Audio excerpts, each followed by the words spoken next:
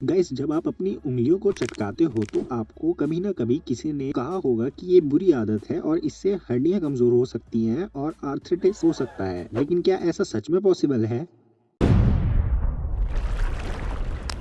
Guys हमारी body के सारे जॉइंट्स दो बोन से अटैच होते हैं जो कि लिगामेंट से सपोर्टेड होते हैं सो दैट हमारे जॉइंट्स की मूवमेंट हो सके। और गाइस जॉइंट्स के बीच में सिनोवियल फ्लूइड होता है जो स्मूथली जॉइंट्स को मूव होने देता है जिससे कि बोन्स एक दूसरे को ग्राइंड नहीं कर पाती। गाइस जब हम उंगलियां चटकाते हैं तो जॉइंट्स के बीच में गैप बन जाता है और सिनोवियल फ्लूइड उतना ही रहता है जिससे लो प्रेशर जोन बनने की वजह से बबल बन जाता है और उसके पॉप होने की साउंड हमें सुनाई देती है। गाइस डॉक्टर डोनाल्ड अंगर ने 50 इयर्स तक अपने लेफ्ट हैंड की उंगलियों को चटकाया और राइट को बिल्कुल भी नहीं, और चेकअप कराने के बाद ये कंक्लूड किया कि दोनों ही हाथ की उंगलियां एकदम सही और सेम काम कर रही है।